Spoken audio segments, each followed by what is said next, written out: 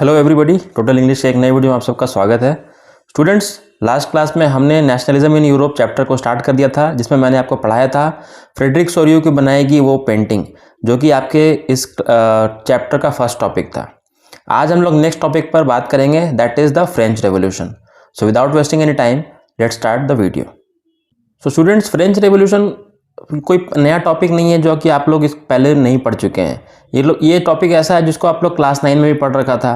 तो यहाँ पर जो फ्रेंच रेवोल्यूशन जो दिया गया है वो एक समराइज फॉर्म में दिया गया है, जो क्लास 9 में एक अलग से चैप्टर था। यहाँ पर चैप्टर नहीं है, यहाँ पर एक बस पॉइंट के तौर पे दे दिया गया। क्यों? क्योंकि मैंने प्रीवियस वीडियो में भी बताया था कि जो फ्रेंच रेवोल्यूशन है वही आधार बनेगा, वही बेस बनेगा बाकी टॉपिक्स को पढ़ने के लिए। इसीलिए फ्रेंच रेवोल्यूशन को पढ़ना बहुत ज़रूरी है। तो सबसे पहले देख लेते हैं कौन कौन से इंपॉर्टेंट पॉइंट्स हैं। फ्रेंच रेवोल्यूशन जो आया था वो 1789 में आया था, और इसकी खासियत क्या थी? It gave the first clear expression of nationalism and came with the French revolution in 1789। जो पहली बार नेशनलिज्म की भावना जगी थी लोगों के बीच में कि देशभक्ति होनी चाहिए, हमें देश को आज़ाद करना है, ये फीलिंग पूरे यूरोप में सबसे पहले कहीं पर अगर उसको ऑब्जर्व किया गया तो वो था फ्रेंच रेवोल्यूशन। और वो कब आया था? 1789 में। क्योंकि अभी हम लोग जो चैप्टर का नाम क्या है, rise of nationalism in Europe. Europe में पूरा नेशनलिज्म फैल गया, लेकिन वो फैला जो शुरुआत था, जो स्टार्टिंग पॉइंट था, वो था फ्रेंच रेवोल्यूशन। ठीक है। France was a full fledge territorial state in 1789 under the rule of an absolute monarch. France जो था वो राजा के अंडर में चल रहा एक साम्राज्य था। ठीक है, टेरिटोरियल स्टेट था, पहले वो एक देश नहीं था। ठीक है, 1789 के समय में the political and constitutional changes came due to the French revolution. और फ्रेंच रेवोल्यूशन ही वो कह सकते हैं टर्निंग पॉइंट था समाज में, जिसके चलते पॉलिटिकल और कॉन्स्टिट्यूशनल चेंजेस मतलब बदलाव वहाँ पर देखने को मिला। क्योंकि लोग जो थे वो मोनार्की का मतलब क्या होता है? राजा का शासन, जो राजा के द्वारा चलाया जाता शासन, उससे लोग त्रस्त आ चुके थे, लोग फेडअप हो चुके थे, and they wanted to bring some change.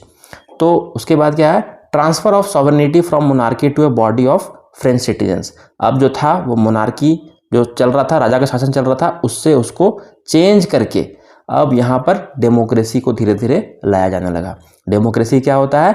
तो वैसा शासन, वैसा व्यवस्था जहाँ पर सरकार जो होती है वो लोगों के द्वारा चलाई जाती है। जैसे कि हमारे इंडिया में हम लोग वोटिंग करते हैं और अपने मंत्रियों को, अपने नेताओं को चुनते हैं, वो उसी प्रोसेस को डेमोक्रेसी कहते हैं। ठीक है, वो चीज़ वहाँ पर नहीं था पहले, इसको लाने के लिए लड़ाई लड़ी जा रही थी। ठीक है, और यहाँ पर पहली बार उन्हें समझ में आया कि कॉमन मैन, जो आम आदमी होता है, उसका इम्पोर्टेंस क्या होता है। ठीक है, अब हम लोग बात करेंगे कि फ्रेंच रेवोल्यूशन के द्वारा लाए गए मेजर चेंजेस पर। ठीक है, क्या क्या बदलाव को किया गया था, तो देखते हैं। तो सबसे पहला है, अगर कहा जाए तो वो है shift from monarchy to democracy. जैसे मैंने बताया कि मोनार्की से डेमोक्रेसी की ओर शिफ्ट एक हो रहा था। हालांकि इसको हम लोग फुल्ली नहीं कह सकते हैं, क्योंकि जब नेपोलियन आता है, जब नेपोलियन का इंट्रोडक्शन होता है, तो नेपोलियन तो खुद भी एक राजा होता है। तो हम लोग कहेंगे कि सर फिर डेमोक्रेसी कैसे आया? तो हालांकि डेमोक्रेसी ज़्यादा समय तक के लिए नहीं था, और नेपोलियन जो था उसने इतने अच्छे अच्छे काम किए कि उसके अंडर में रहकर भी लोग, मोनार्की में रहकर भी लोग खुश थे। ठीक है, तो क्या हुआ? Again democracy was destroyed by Napoleon आया तो डेमोक्रेसी कैसे रहेगी? वो तो राजा है, मोनार्की आ जाएगी, है ना। लेकिन ये बट जो है काफ़ी इंपॉर्टेंट है। But the changes he brought were good for France. लेकिन उसने राजा होने के बावजूद भी दिखा दिया कि जो जो बदलाव उसने किए, जो जो स्टेप्स उसने लिए, कहा जाता है कि नेपोलियन ही वो जो था, उसने मॉडर्नाइजेशन की शुरुआत की। ठीक है, मॉडर्न चीज़ों को इम्प्लीमेंट किया पहली बार, तो लोग काफ़ी उसके शासन से खुश थे। अगला पॉइंट था the ideas of la patrie, the fatherland and le citoyen that citizen emphasize the notion of united community enjoying equal rights under a constitution। अब लोगों के अंदर फादरलैंड मतलब अपने जैसे हम लोग बोलते हैं ना मातृभूमि, मदरलैंड, वैसे वो लोग उसको फादरलैंड कहते हैं। मतलब कहने का पर्पस तो सेम ही है ना, बस कहने का तरीका अलग है। ठीक है, हम लोग मदरलैंड कहते हैं, वो लोग फादरलैंड कहते हैं। ठीक है, फादरलैंड और द सिटीजन मतलब अब वो लोग अपने मिट्टी की, अपने जो धरती है उसके इंपॉर्टेंस को समझ रहे हैं कि ये हमारी नेटिव प्लेस है, और जो लोग हैं उसका महत्व को, सिटीजन के भी महत्व को समझने लगे। ये फ्रेंच लैंग्वेज में ऐसा कहा जाता है, इसीलिए आपको थोड़ा अजीब लग रहा होगा ये सुनने में कि ला पैट्रे एंड ला ले सिटियन, ये फ्रेंच वर्ड है, इसका इंग्लिश में ये मतलब होता है। ठीक है, उसके बाद सेंस ऑफ कलेक्टिव आइडेंटिटी, जिसको कि कॉमन आइडेंटिटी भी आप कह सकते हैं। तो अब लोगों के अंदर कलेक्टिव आइडेंटिटी को जगाया जा रहा था फ्रेंच रेवोल्यूशन के दौरान। कलेक्टिव आइडेंटिटी मैंने लास्ट क्लास में ही बताया था होता क्या है। देखिए, आइडेंटिटी का मतलब क्या होता है? पहचान।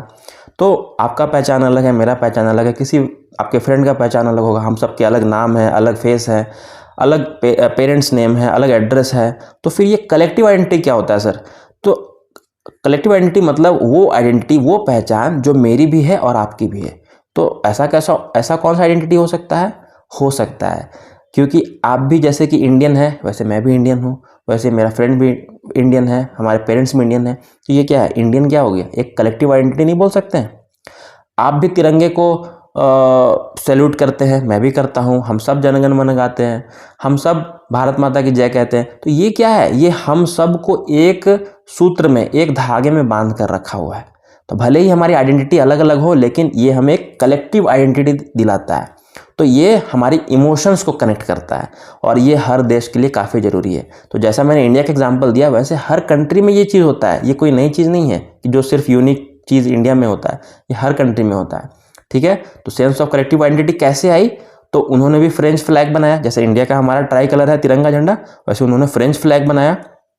Formation of national assembly, national assembly को लाया गया। असेंबली वो जगह होता है जहाँ पर सारे लीडर्स मिलकर अपने अपने जगह के प्रॉब्लम्स को शेयर करते हैं और आपस में डिस्कशन करते हैं। इससे क्या होता है? पूरे कंट्री का ऑल राउंड डेवलपमेंट होता है। तो असेंबली को बनाया गया। इंटरनल कस्टम ड्यूटीज रिमूव्ड, जो कस्टम ड्यूटीज था, कस्टम ड्यूटीज मतलब जो टैक्सेस लगते थे एक स्टेट से दूसरे स्टेट में जाने के लिए या दूसरे स्टेट से आने के लिए, उसको हटा दिया गया। अगर मान लीजिए कि आपको यूपी से एमपी जाना है, ठीक है, तो आपको बोला जाएगा कि आपको इतना टैक्स लगेगा। तो फिर आपको लगेगा ना कि कि ये तो मेरे कंट्री का जगह है, तो फिर इसमें टैक्स क्यों लग रहा है? तो ऐसा ही कुछ बंधन, ऐसा ही कुछ बाउंडेशंस उनके साथ भी था। तो इसको हटा दिया गया, रिमूव कर दिया गया, काफ़ी अच्छा था। और uniform systems of weight and measurement, जो ये सब चेंजेस क्या है? ये फ्रेंच रेवोल्यूशन के बाद जब नेपोलियन आता है, तो नेपोलियन ने इन सब चीज़ों को स्थापित करने में काफ़ी हद तक मदद किया था। तो क्या था? Uniform system of weight and measurement. लोगों की मांग थी कि जो वेट मतलब वजन करने का और मेजरमेंट किसी चीज़ को मापने के लिए जो सिस्टम था वो हर जगह डिफरेंट था, तो इससे काफ़ी कन्फ्यूज़न होता था। इसको भी चेंज किया जाने लगा।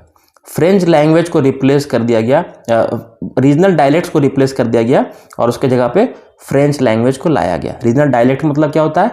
डायलेक्ट मतलब अगर कोई लैंग्वेज किसी छोटे एरिया तक बोला जाता है, एक स्मॉल पर्टिकुलर एरिया में बोला जाता है, उसको डायलेक्ट बोलते हैं।